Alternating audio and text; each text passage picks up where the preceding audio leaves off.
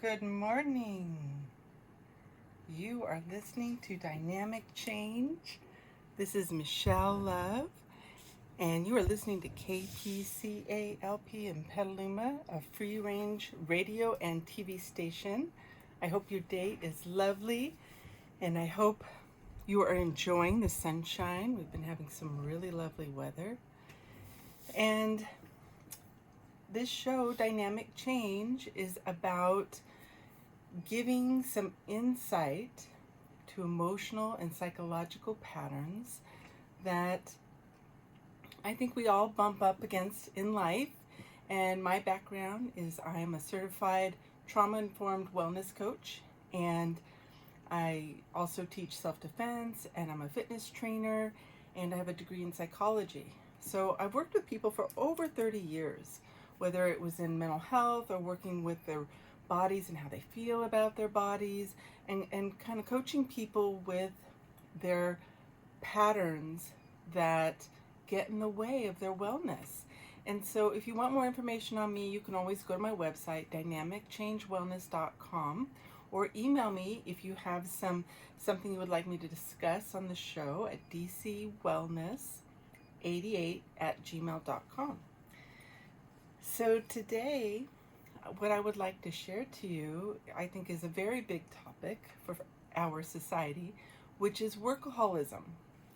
And I would like to talk about how this can affect us even enjoying our lives.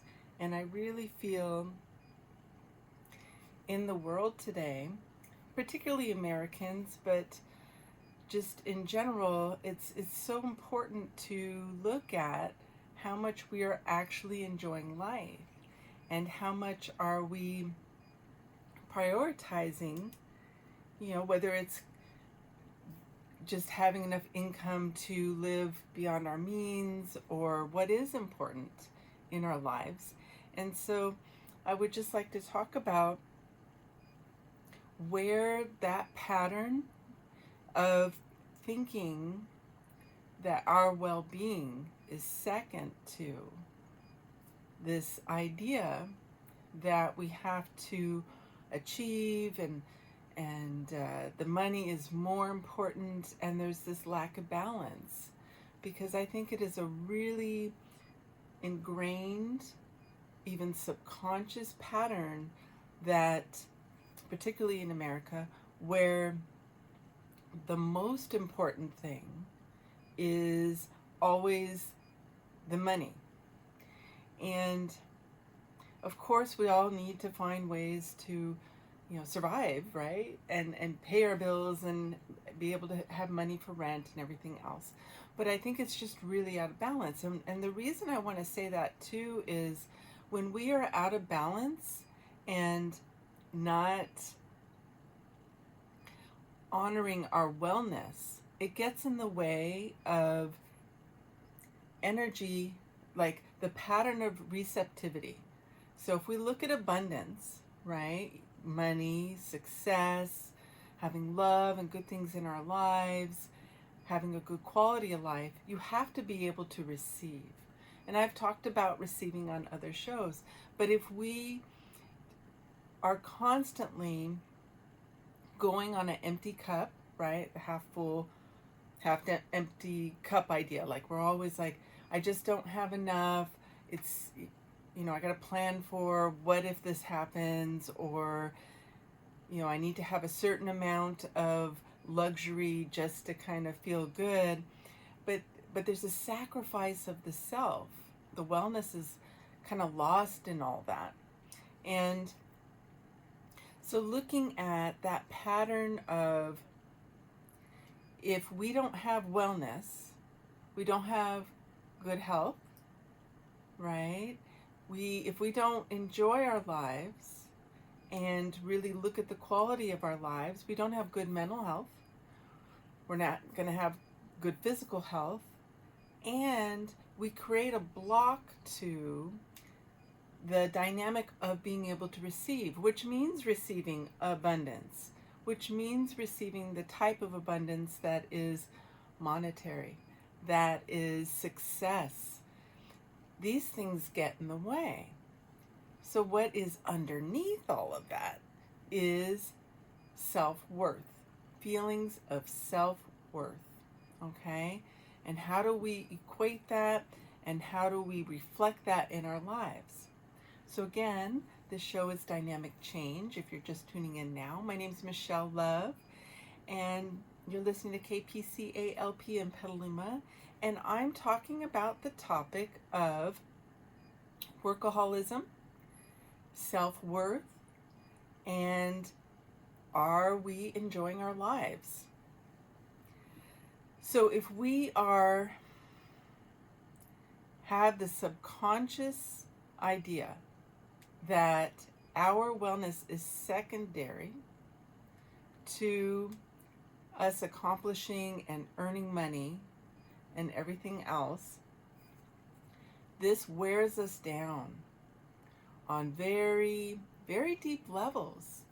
And this is how we end up not living as long as, and also in allowing our lives to be more enjoyable. So this is a pretty big deal, and there can be balance. So the thing is, I've talked about putting your needs first, your wellness first, and when we do that, when we put ourselves first, we are going to the cup that's half full or half empty or whatever. You allow the reservoir for that cup to really receive.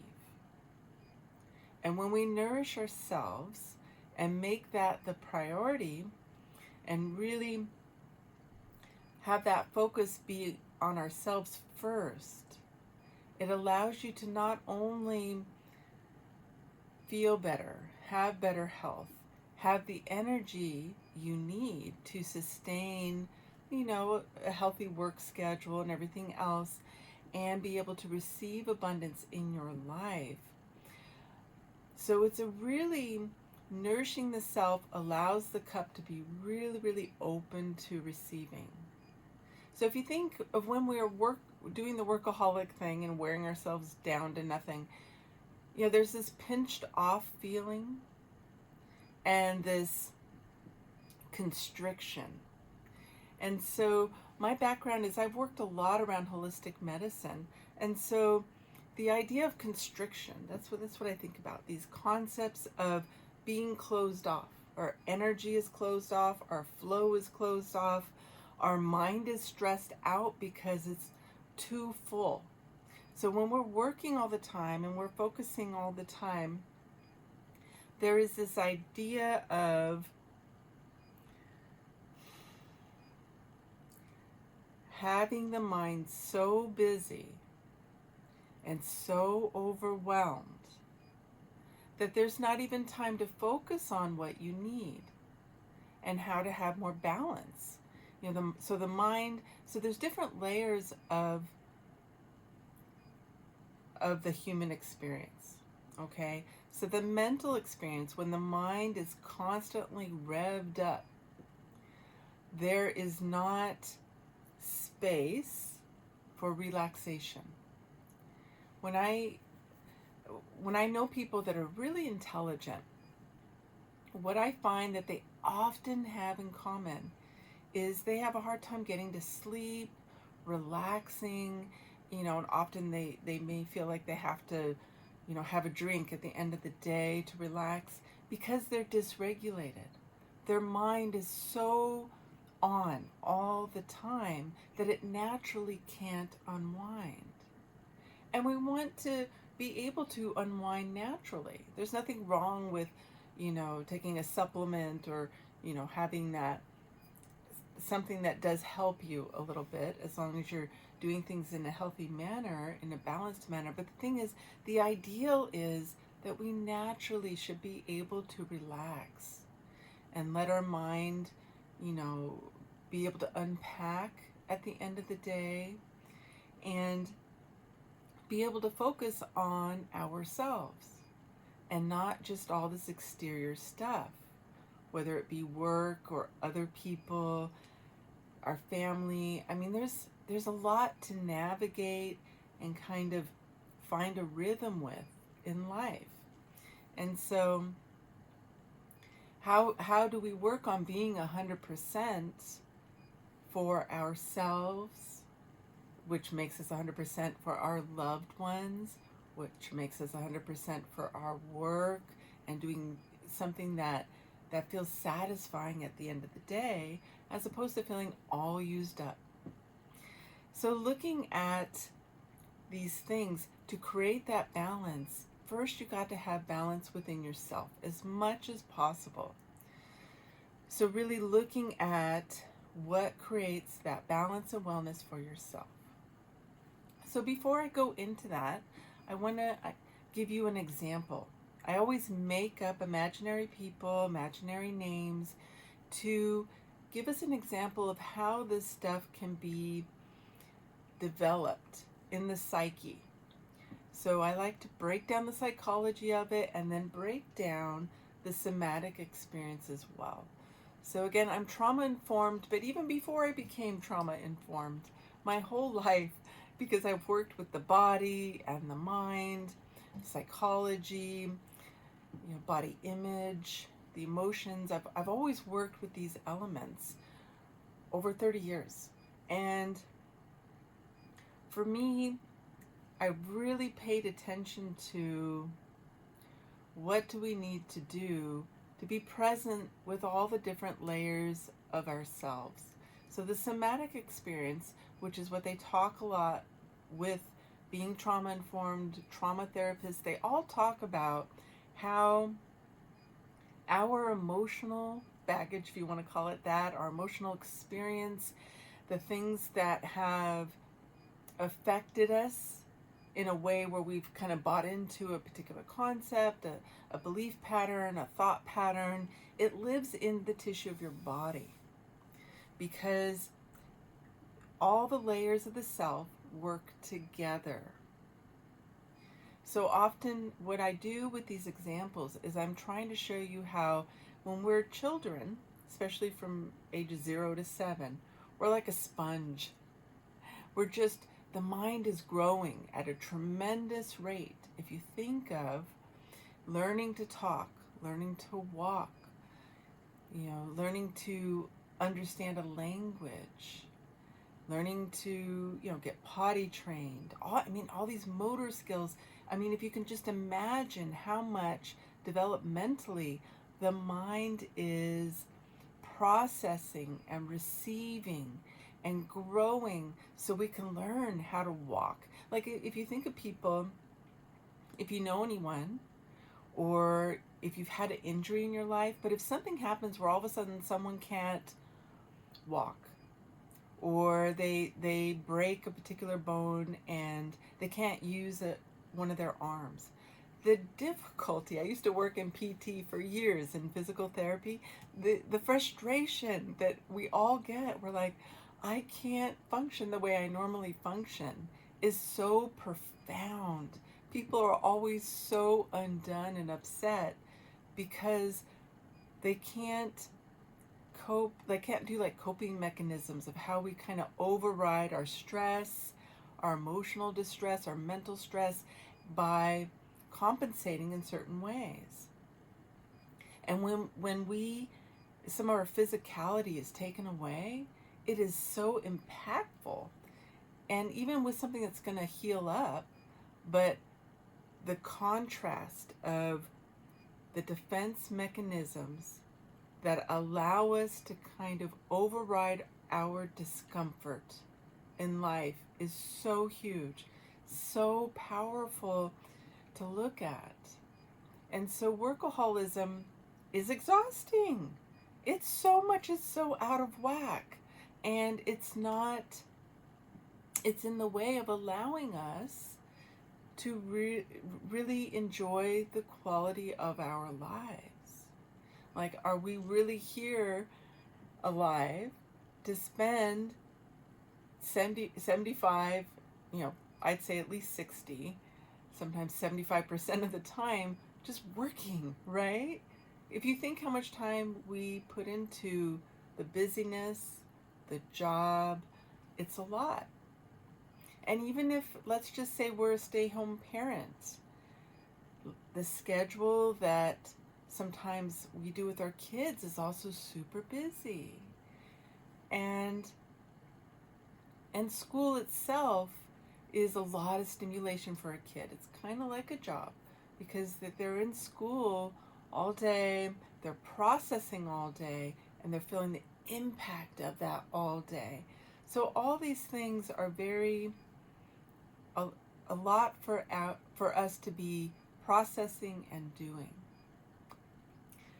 So if we look at the ages 0 to 7, I'm going to give an example. I'm going to make someone up here. But let's just say I'm going to make up a name. I run out of names. I do this so much. June. I don't think I've ever come up with the name June. So June.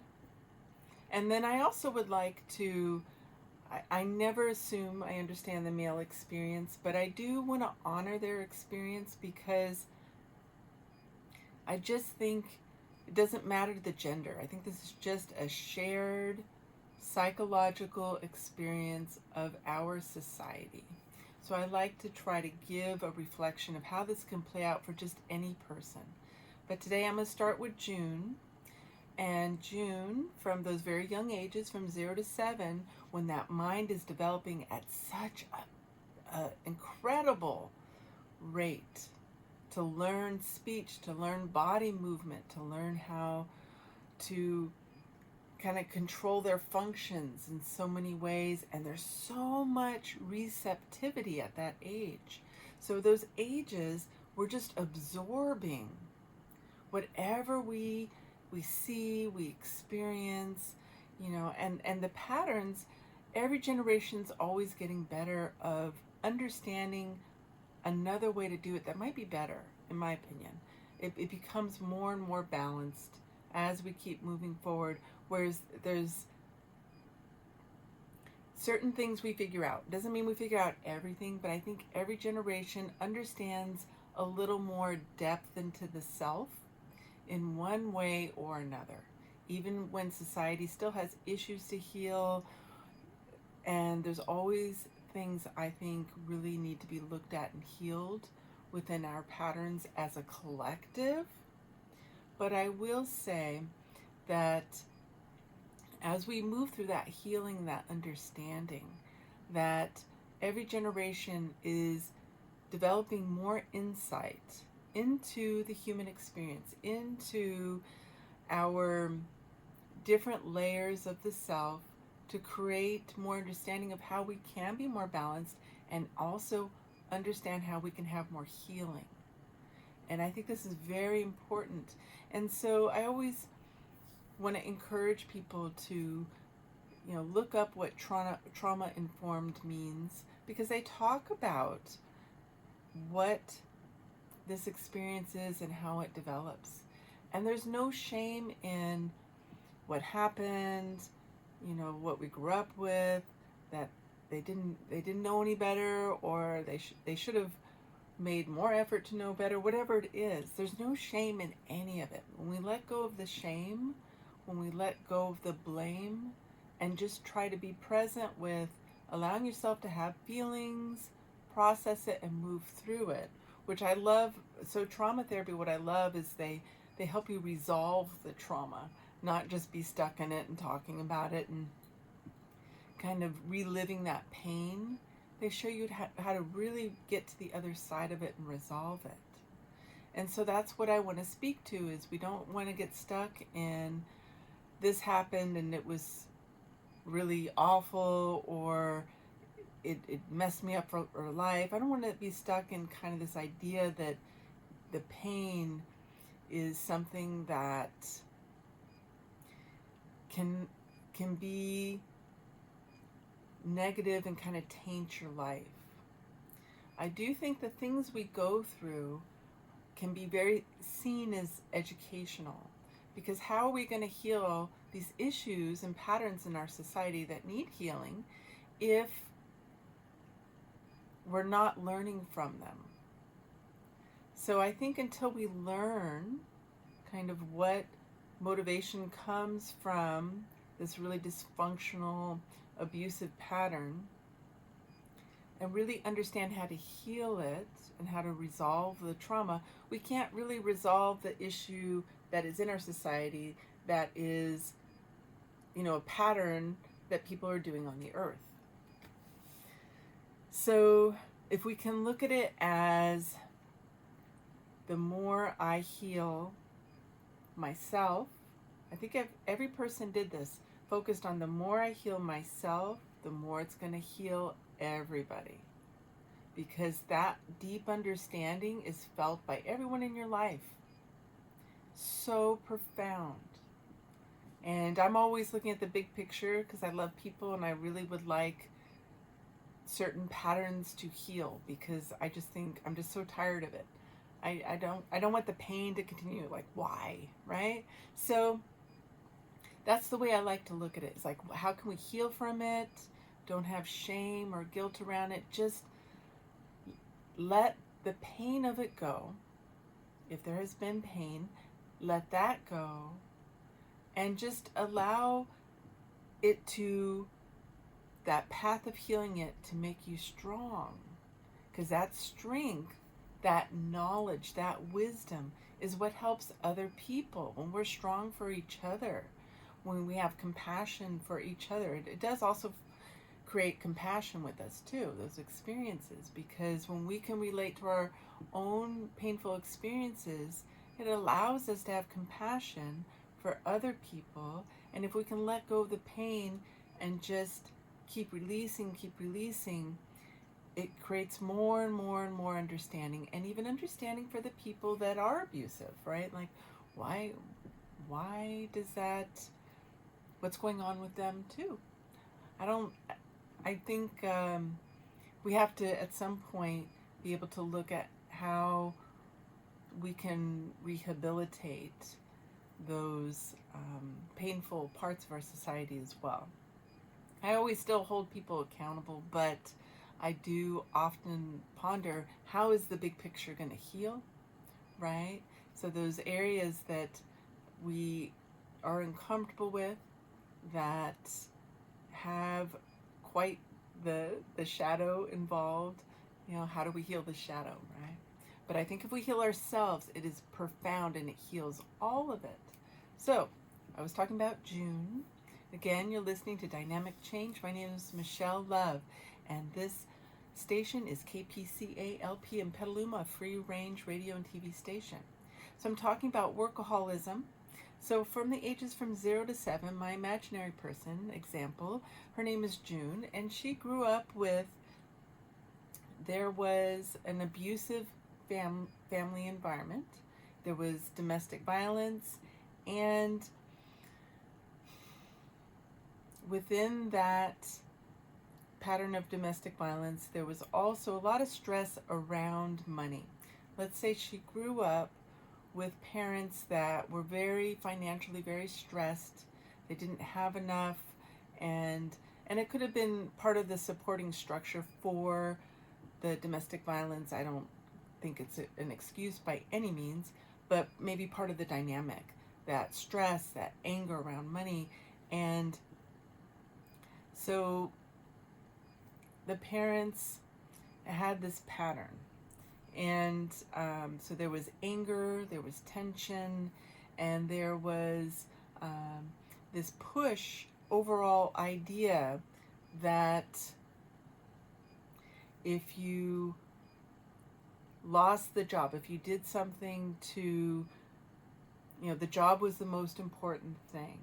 Okay, let's put it that way, that the job was the most important thing.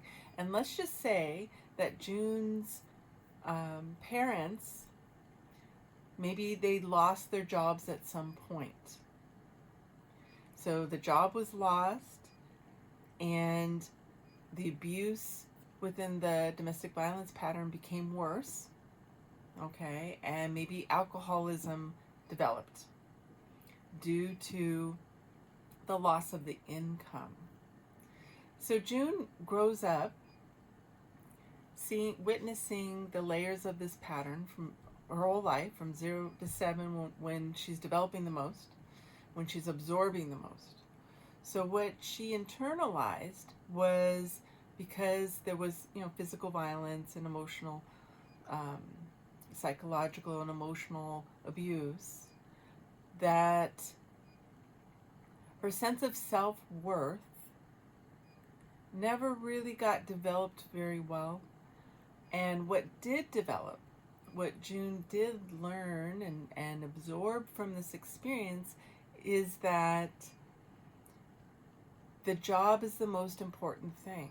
So maybe June really started to realize that, or just because the family really obsessed on, when the job was lost, things became really bad, right? They became more abusive.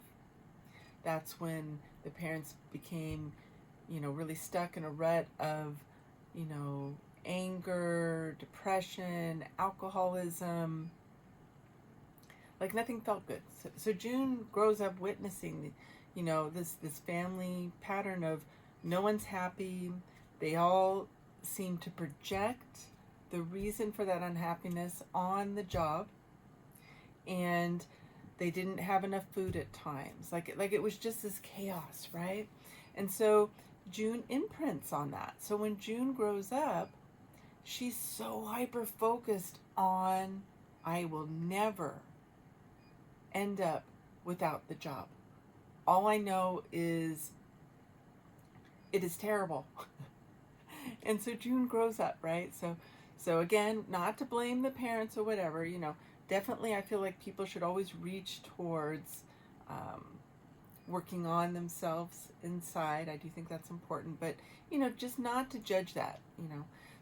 These are very common experiences, and if we are blaming and stuck in the pain of it, it doesn't heal. And I think what's more productive is to let go of the pain of it, because who wants to be in pain their whole life? That's no fun, right? We want to enjoy life, so we want to let go of the pain and let yourself have feelings. If you grew up with, painful things, let the feelings out, because they do live in your body. Your tissue, the cells, holds the emotional distress. So when you resolve it, that's why I talk about the trauma loop.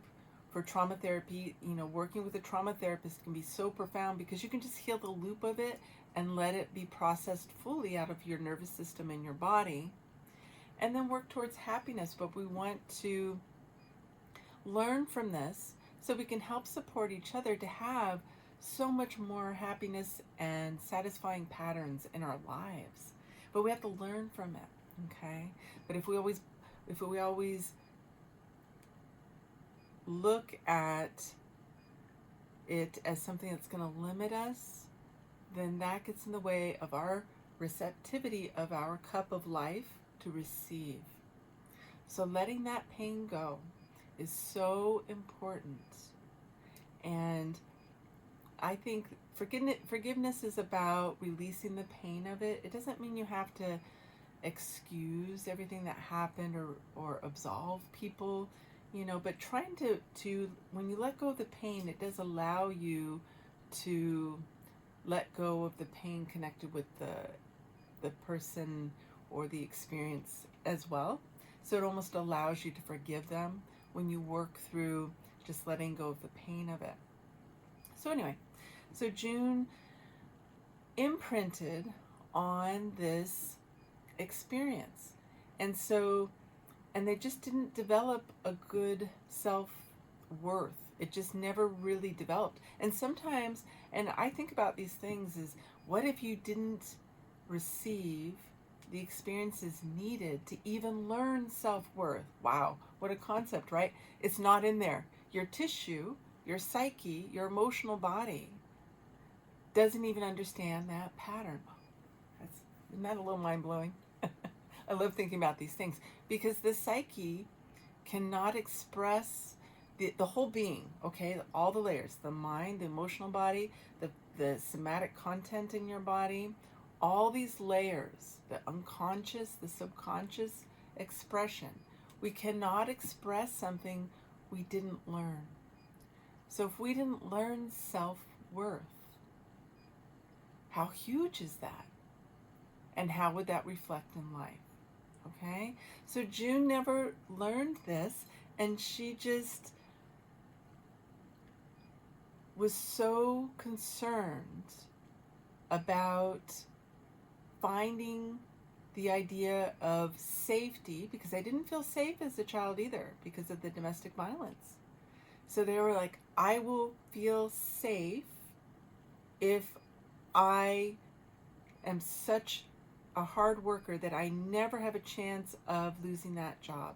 So then the focus of the psyche, their really strong belief pattern, and because Jane never learned the self-worth, is this constant overachievement or just working so hard. And even overachievers, when you're working like that, they're not going to be able to achieve everything they could if they also, their cup of life, right, the half cup, half full, half empty cup, I'm going to call it the cup of life. So if their cup of life was really open and receptive to good things, receptive to nourishment, receptive to receiving, to abundance, to love, good health, all these things, if that was open, even the overachiever that in some, we could view from above and say, wow, they got it all figured out, they're successful, they got this, they got that, they got this, but they didn't learn how to receive because they didn't learn self-worth. If they received, they may not be happy. They may not have a beautiful relationship. They may not have good health or good mental health. Or they might be so used up and exhausted and hard on themselves. And their mind may be completely stressed out. They might be a total hot mess. And so it doesn't mean that inside they're well. So even the exterior part may look successful. They may have a high income. That doesn't mean the inside experience is feeling nourished, feeling like it can receive. So there's often like this emptiness they can feel inside. Or it can be super stressful because maybe their mind's always in a loop of, thinking about like just feeling stressed out all the time. So let's just say June is so hyper focused on the stress of just constantly obsessing over how hard they have to work.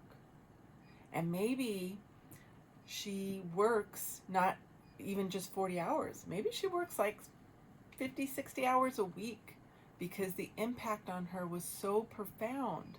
So how is she going to have any energy left over for herself? And how is she going to have good health, right? And everything. So if we look at that, and so briefly before I talk about how we can work towards having balance with this pattern. So for men, and again, I never assume I understand their experience, but I want to include them. And the pressure, I think women get it too these days, but just the pressure of, I think men a lot of times are equated with how good they are at being a provider or being strong in the world with their work. Like the identity is, I think, often very equated for the males in our society. So also the pressure of that, when are the men allowed to think of their emotional well-being? Because I don't think that's encouraged within our society. So how can it affect a male? Let's say a male grew up with the same family experience that June did. So they, let's say, my imaginary name for the male today, which I can only imagine, but I want to include how it could affect a man. So let's say their name is Sam, and they grew up with that domestic violence, the alcoholism, and it was all a projection of when you lose your job, when the parents lose the job, everything becomes more abusive and painful, and no one's happy. It just gets awful. So Sam also had that same experience. So Sam also feels like, and with the pattern, the projection on our society of the masculine role is that he's a failure if he's not really accomplishing the whole idea with being successful with your work and earning enough money. So both Sam and June work really, really, really hard. Their identity, their first thing that they prioritize in their adult life is the job. So the sense of self isn't included in that concept. So if the most important thing is the idea of work, and they never learned the idea of self-worth, what does someone do with that, right? Because that is not a healthy pattern, and I would love to see these two imaginary people enjoy life. So to develop, and so I think I want to also say some signs of this. If you feel like you overdo with the work and the idea of achieving, the symptoms, the signs, the little red flags that you can be like, I mean, how much do you feel exhausted a lot of the time? Do you have time that you invest in your well-being? Like, do you take time to exercise or stretch? Do you take time to maybe do something that you really enjoy, whether it's a sport, it's a hobby? How much time do you allow for some relaxation, some receptivity? And that can be however you want to do it. You don't have to spend money to do that. I mean, you can go get the massage. I think that's fantastic. Or, take yourself out for lunch with friends or whatever. But just allowing yourself downtime to decompress. What is the amount of time where you feel worthy of acknowledging? Do I put the work ahead of my well-being? Or am I, let's say June had that pattern of, putting that out, placing that, projecting those belief patterns that she latched on to when she was between the ages of 0 and 7, where they say that is the most impactful time period of our experience as we develop. So let's just say she worked and worked and worked and worked and worked and worked and worked, right? And then she did marry at some point, and she did end up staying home at that point, but it's still, that pattern was still projected on the family experience for her. So as a mother, the idea of the job of being a good mom was so overpowering that she was like a workaholic even as a stay-home mom. Okay, so that means that there's this constant pattern of overdoing, doing.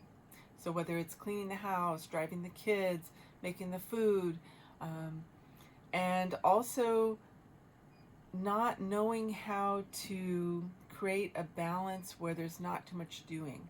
And I love that we want enrichment for our kids, and there's nothing wrong with that, but I just want to put the idea out there just to notice that we all need downtime. That I'm a mom, and and I talk from also the experience of life. And so sometimes just look at, do your kids need a little more downtime? Are we trying to do too much with our kids sometimes? Just allow them to have time for self-regulation and to understand the value of wellness, not achieving. They have their whole life to achieve, but if we don't learn wellness and feel worthy of having that nourishment in our life, our cup is empty. And they won't understand how to prioritize that nourishment of life, that receptivity of life. So the more we acknowledge that and say, okay, I'm going to first think of my wellness. So June is now reflecting this pattern in how she is even as a mom. The idea of everyone getting what they need, accomplishing whatever, receiving before her, because that's how she's looking at her job now, is more important. Like, she doesn't even think about what she needs. The pattern is so ingrained that there's a subconscious pattern that accomplishing, making sure everything's taken care of, all of that is the most important drive in life, as opposed to her tuning into herself. She never learned how to understand her worthiness to receive love, nourishment, and taking that time to just take care of her, keeping energy for herself. So I just want to put that idea out there. I think sometimes within our family unit, we're all doing a lot, but just make sure we have balance where we're not trying to do too much. Because as soon as we are all focusing on what nourishes the self and makes us feel worthy and whole inside, whether it's, Sundays we do something enjoyable that's just playful for the whole family. We get it out in nature. Maybe, every day we sit outside or go for a little walk, even if it's just half an hour, but are we getting outdoors? Are we spending a little bit of time with each other? Are we getting exercise? Are we, limiting what we're trying to accomplish? So, maybe looking and saying, I really enjoy this one hobby so much. But when we try to do a bunch of stuff, sometimes you just have to say, okay, me making sure I get this one hobby into my life, and making sure I get nature, a certain amount of, a little bit of time every day, even if it's just a little bit of time. Look at the stars as a family, eat dinner, and then maybe hang out outside and have a cup of tea if it's not too cold. Just something where you are all acknowledging the wellness of having downtime, of tuning into what makes you feel nourished, that cup of life, like what feels nourishing. This is work. I'm sorry, everybody. This is work. Figuring this stuff out is so important. And I think we get so wrapped up in the work and the achieving and having the stuff that we don't always get around to the work of looking at, what do we need? What would that mean? What would that look like?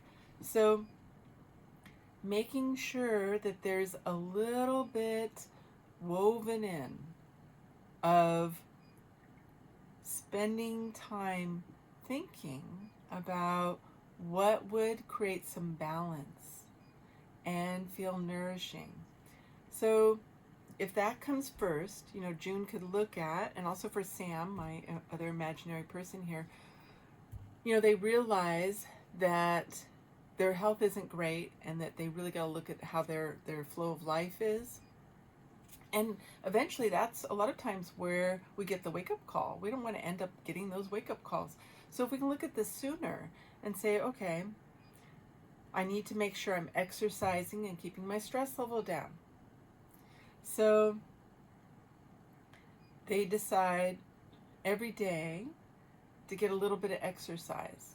And for June, she decided she's going to go for a walk every day. That's easy for her. She has a bike, and there's a trail right by the house that she's going to allow everyone to decompress and do. Maybe there's an agreement with the family. They all say, you know what? Let's all decide as a family what makes us feel wellness, like allows us to decompress. And everyone's going to want to do different things. They're all different ages, right? So she's like, I feel better when I exercise for half an hour. So every day I'm going to take a half an hour. When you get home from school, I'm going to give you a little snack, and then everyone's going to take half an hour or to an hour to decompress. Okay? Because kids, they get really stimulated at school. It's, and I think this decompression time, showing them how to do something that just feels relaxing and good, is so important. So the kids could also, maybe they want to join her.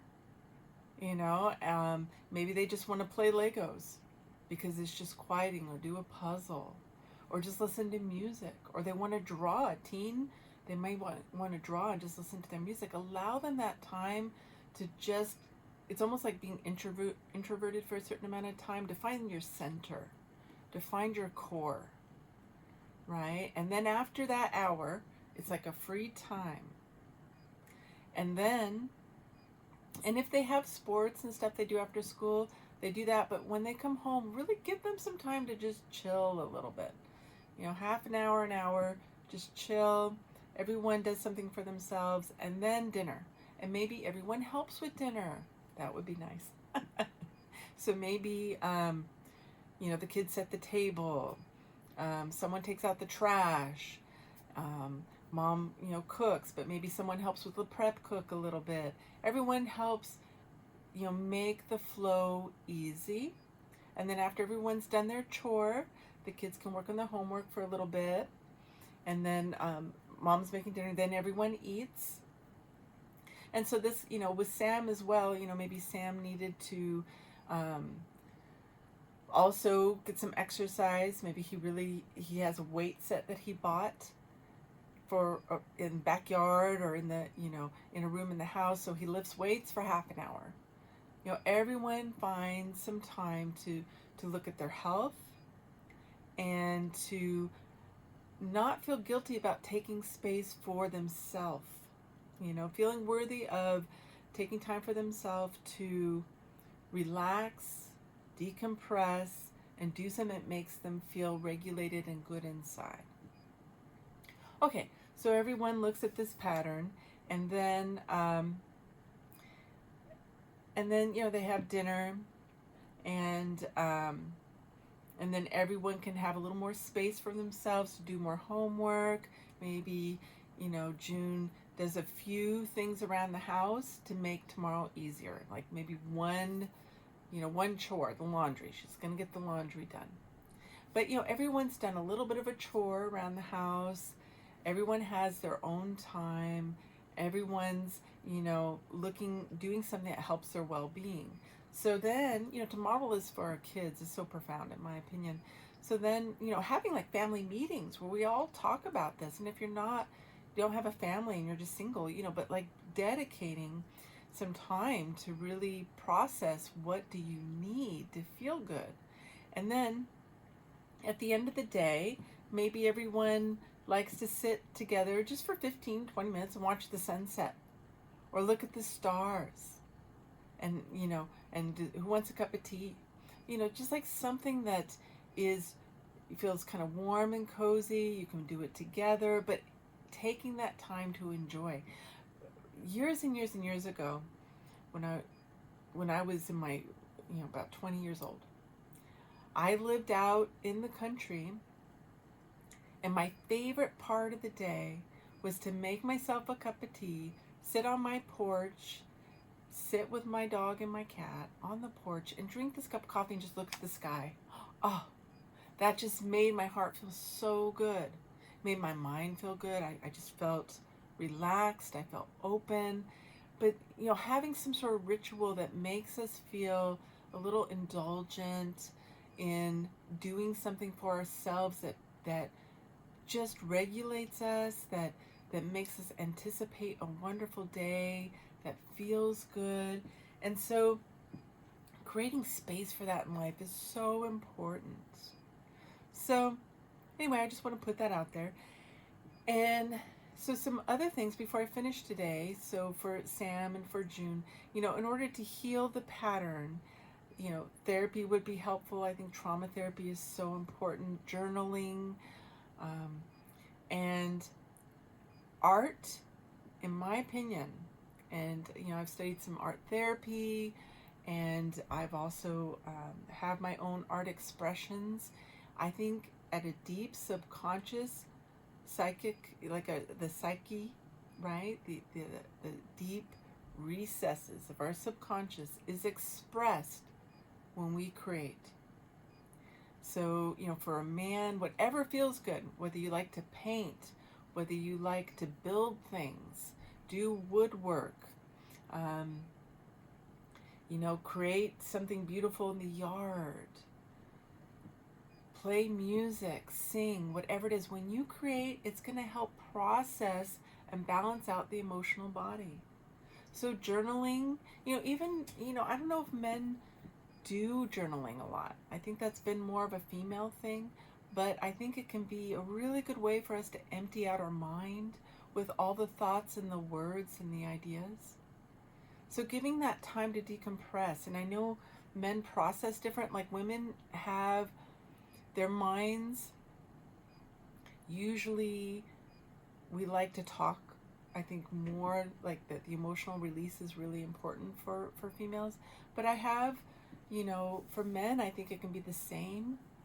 And even if sometimes it's a little bit less or a little bit different, I think the expression of the mind is really helpful for decompression, because the mind is so activated by work and being out in the world. So for men, finding a way, even if you voice typed to decompress a little bit or something that's important, it's like almost like allowing it to go somewhere else as opposed to being stored in our minds. So if you feel like journaling is helpful, giving yourself physical exercise is very profound, and just finding ways to release and give yourself a little consideration for what makes me feel nourished. What can I do for myself before anybody, before the job, before anyone else in the family? What do I need? Do I need to get to bed earlier? Do I need to tell the family members when I need quiet? Sometimes you just need to be quiet and not be on. Maybe you just need to sit outside. Maybe you need to stretch. But really think about, what do you need? So when you haven't learned self-worth, my idea is we can still learn your whole life. But it takes effort. So really creating that space to focus on, how can I create that receptivity in life?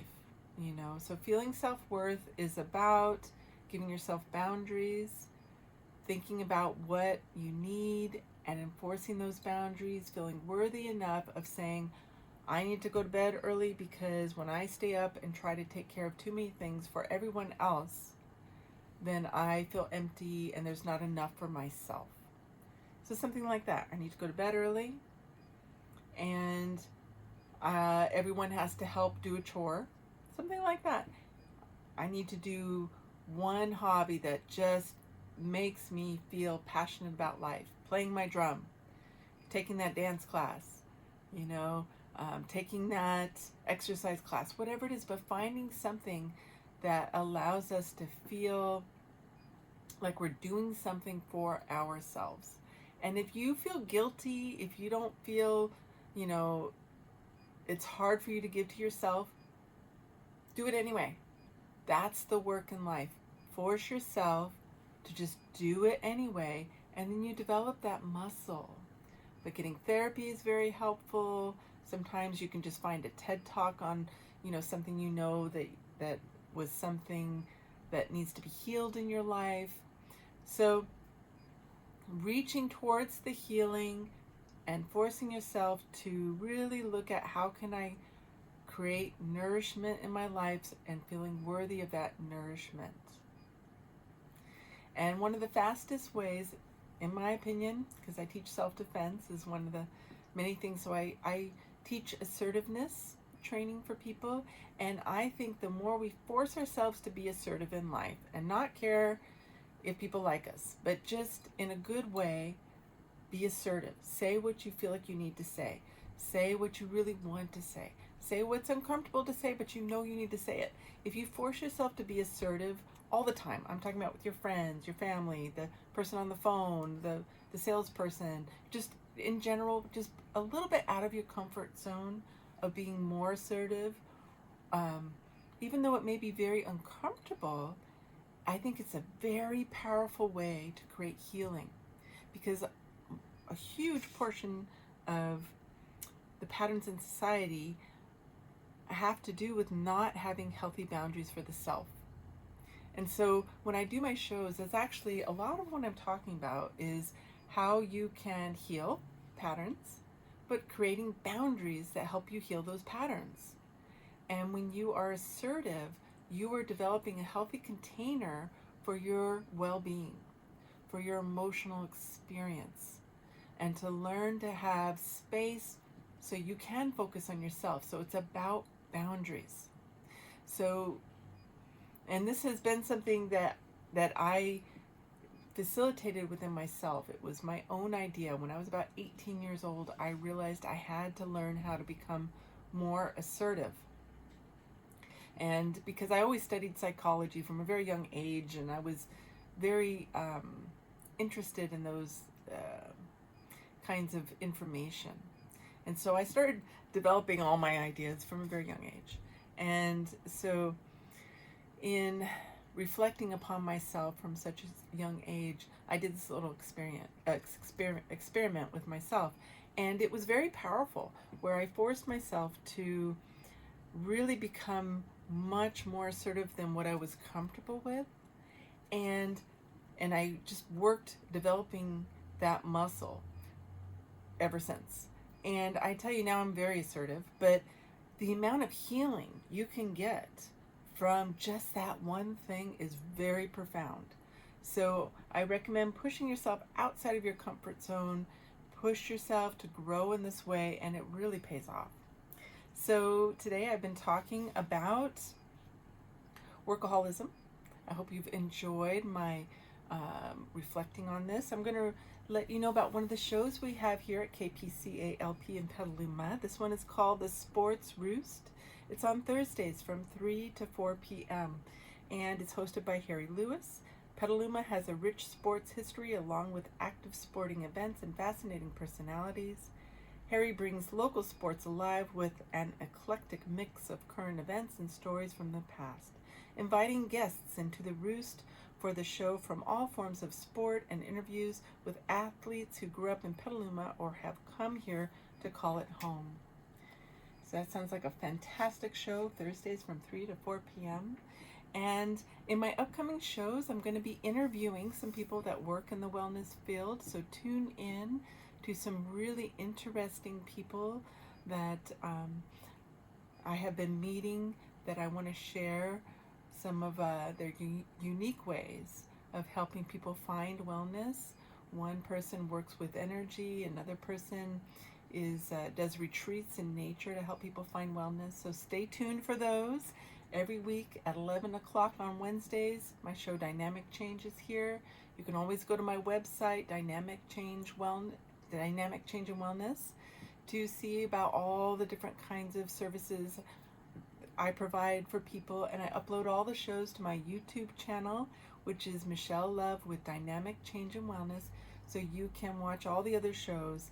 All the shows educate you on psychology, somatic content, how to develop boundaries for yourself, how to develop healthy boundaries so you can have more fulfillment in life, more wellness, and really resolve childhood issues that get in the way of just having more wellness. Thank you for joining